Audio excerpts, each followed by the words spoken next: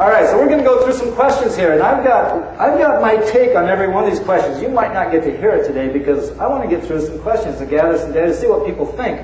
All of these questions I've gathered about 35 of them over time, and it's just things that, we're 10 years down this road, and sometimes you just keep hearing the same thing over and over and over. You can't teach interpersonal communication online. How do you know it's the student at the end of the line? You probably heard most of these things already. They're not going to be very big surprises to you.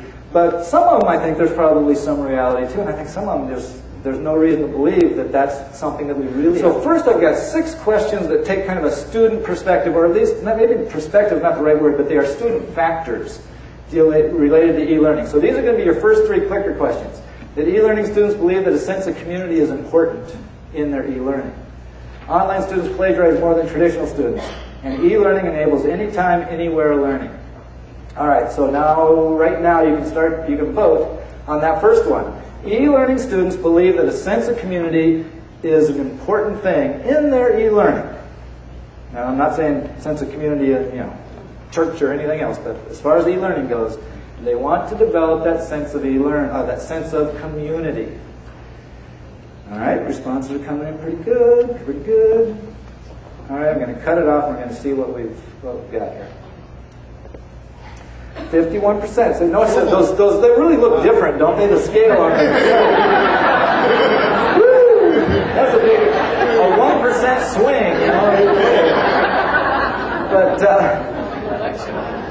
okay, so what I will do with some of this, I post a lot of this kind of stuff on my blog, and so some of the stuff that we may not even talk about, it'll eventually show up there with more of my reason as to why you're wrong, or maybe why you're right, or something like that. In this case, basically a 50-50 split.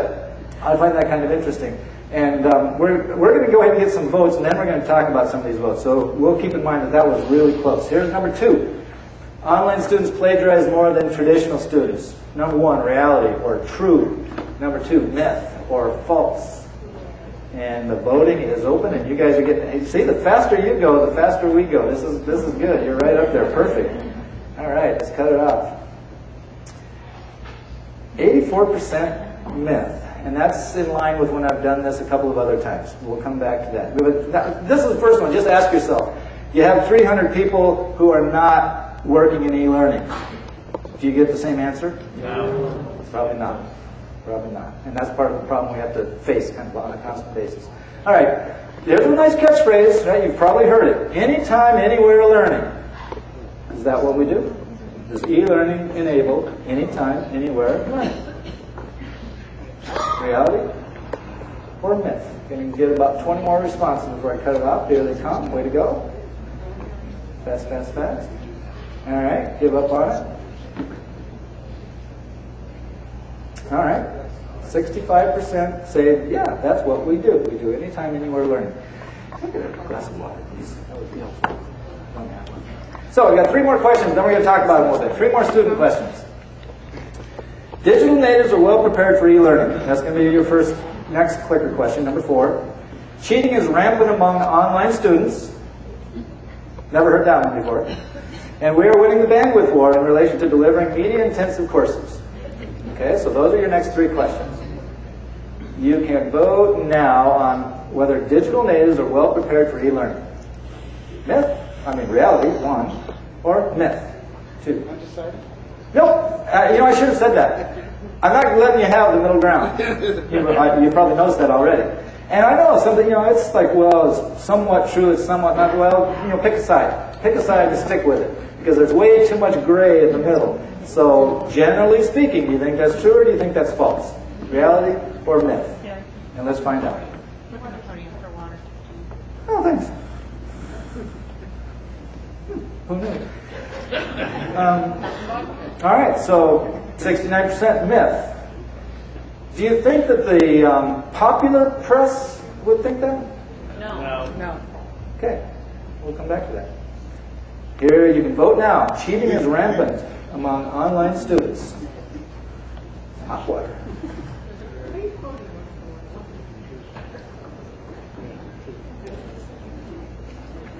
Well, of course it is, isn't it? I don't think I've ever heard otherwise. Oh. All right, well, very interesting. We're winning the bandwidth war. in relation to delivering media-intensive courses. Now, some people may interpret that a little bit differently. I don't care. Just give me an answer one way or the other. Either you think we're winning that war, or you think we aren't winning that war just yet. All right. That's the last of our student question. Now we're going to talk about it a little bit after we see the results here. All right. So, wow. 3/4 of you say we're not winning that war just yet on bandwidth. All right, interesting. So now I'm going to give you my take on a few of these things. This chart, you're not intended to be able to know what any of those things are. I'm just going to tell you, so you've got a visual. Now, first of all, at the top, notice it says this is an important scale, and PSOL stands for Priority Survey of Online Learners. Online learners. It's a Noel Levitt's nationwide survey specifically for online learners. We've used it at LSC 3 years. In fact, Monday it goes out for the fourth year that we'll be gathering data on this. You can add some questions. And so after the first year, when I was just figuring out how it worked, I started adding questions. We have 2 years of data from our students where we added one of the questions that they choose how important it is to them and how satisfied they are with it. And the question had to do with they feel a sense of community in their online learning. Because I don't know about you, but every conference I go to, we talk about how important community is all the time. Well, see that column at the very end, or a little yellow and black one out of 36 items? Now let me tell you about the scale. 7 is the highest. That's extremely important. 6 is important. 5 is somewhat important. You know, I don't want to say it's unimportant because that sounds bad, but I'll say it's somewhat important. And that's at a 5. And that's like 3 standard deviations from, you know, the top 10 of what students think is important. So, are they wrong? If we're right, doesn't that make them wrong about this whole community thing?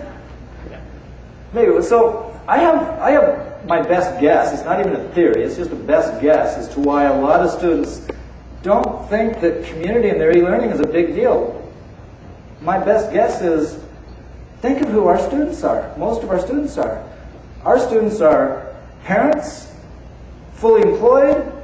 They have 4 or 5 communities that they're part of already.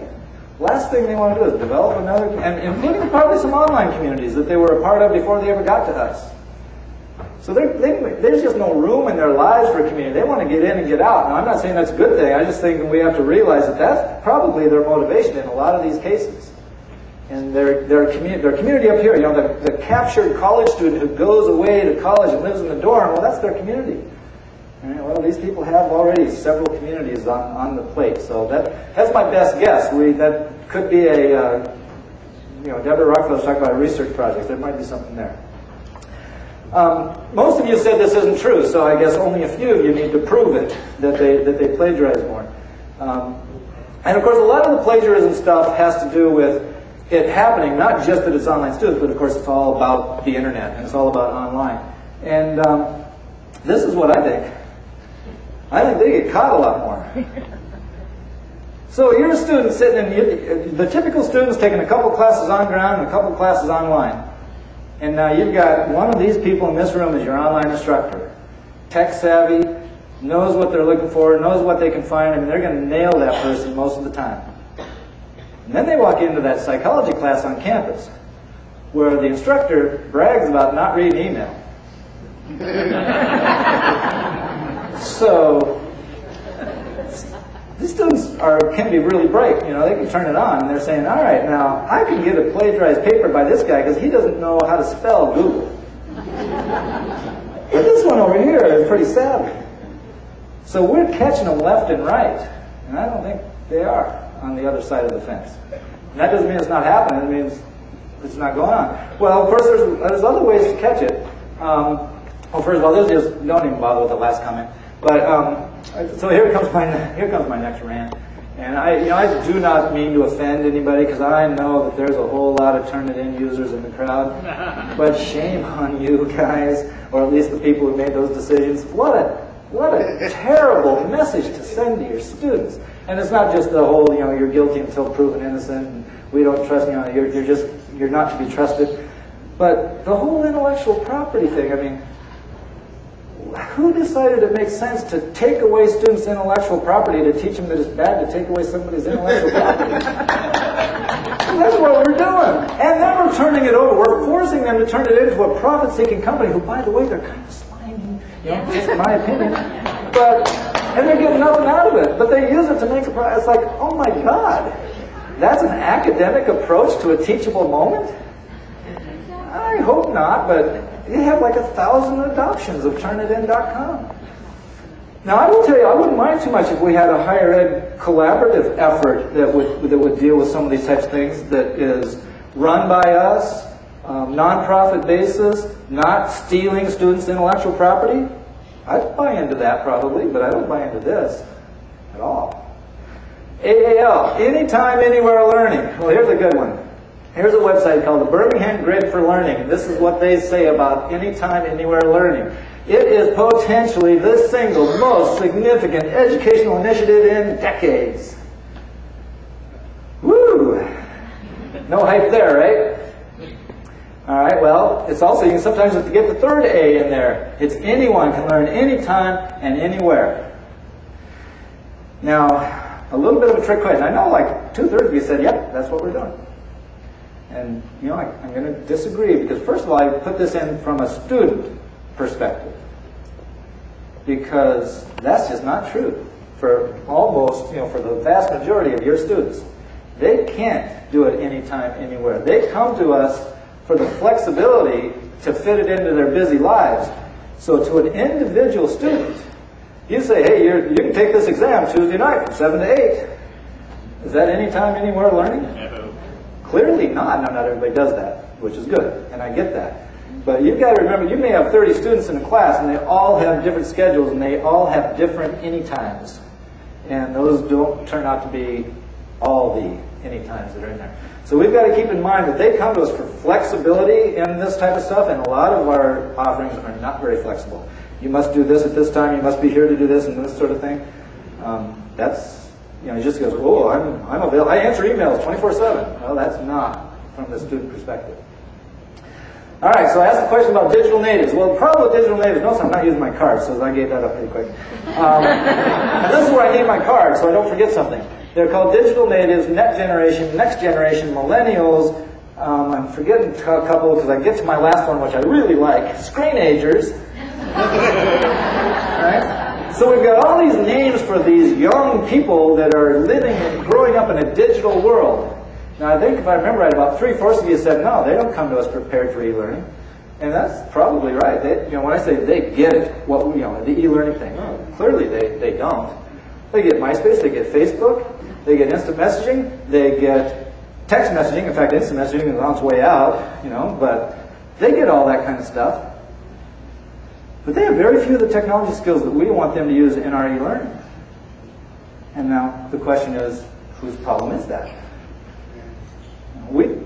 I think in education we tend to think, well, that's their problem. They need to fix that, as opposed to we need to come around to tools that they actually use on a regular basis.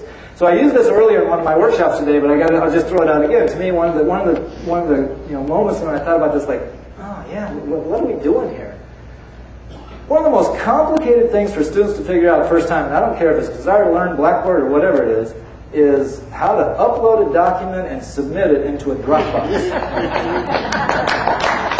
Okay, and they can finally get that. Let's hope, maybe not, but most of them, they can finally figure that out. When they're done with your online learning, when are they ever going to use that skill again in their life? It doesn't come close to anything else that happens in using technology. Definitely not anything that's relevant in their lives. And that's just one example. So I think we need to pay some attention there. Cheating is rampant. All right, well, how did you answer that? 85% no. 85% no. Thanks, Travis. Thanks for paying attention. And so you don't really have to prove it. And this is the one that we've been talking about so long. It's one of the ones that we've been just talking about over and over and over for years and years and years. And well, they cheat as much on ground as they do online. Well, probably, but I guess we don't know for a fact. This is a link that you can't click since you don't have a computer. But you're familiar with the Stanford dorm resident? Lived in the dorms, crawled out the window because she didn't have a key. She never paid for the dorm. Went to classes for almost an entire semester, but never paid for those classes. She just sat in them for, I guess, community. I don't know exactly what she was doing. And near the end of the semester, they found out, well, she's not a student at all. Right? But Same thing happened online, and whoa, you're a big deal. Well, that was big news actually, because it's just so stupid. I mean, it was pretty funny. But that type of story happens everywhere. Have you seen this? It's been a couple years now. Now that's my name for it, Big Brother device. It's a 360-degree camera that a student at Troy University has to purchase in the bookstore, and every time they're taking the exam, it has to be sitting there, and any movement or any sound, and the camera comes on and can be monitored to make sure it's the right person doing the right. You know, it's like, woo! George Orwell would be proud, I'm sure. And we'll come back probably to this, the whole thing. You know, Congress, right after they finish with Roger Clemens, they're going to take care of this problem. The question about bandwidth. This is just a screenshot. I was going to go live, but not enough time. So this is just a screenshot from inside our Desire to Learn survey tool, where we gathered responses on our student technology survey, beginning of the semester, something for them to do before they really get rolling in their classes. We had 823 students fill it out this time. And one of the questions, one of like 25 questions, is where do they primarily access their online courses? And most of them are at home on a high-speed connection, but we also do some at school, which are all high-speed connections. Well, 94% of our students, at least the surveyed students, access their courses on a high-speed connection. Now, that doesn't mean we can ignore the other 6%. And the other interesting thing is I collect this data. I've got about 6 years of running data, and to watch that chart just go up on almost a perfectly linear basis year after year, from 50% about 6 years ago to 94% today. Now, remember, the U.S. is something like 24th in broadband penetration in the world, or something like that. But I do think that we have a little bit of a phenomenon of you know, they're selecting broadband. They're either not signing up for e-learning in the first place because they don't have a decent internet connection, or when they do sign up for e-learning, they're getting a decent internet connection. It's just that much easier in most places. Now, I've already heard from a few who say, you know, where they are, there's still a lot of people on dial-up. And we're in the frozen tundra.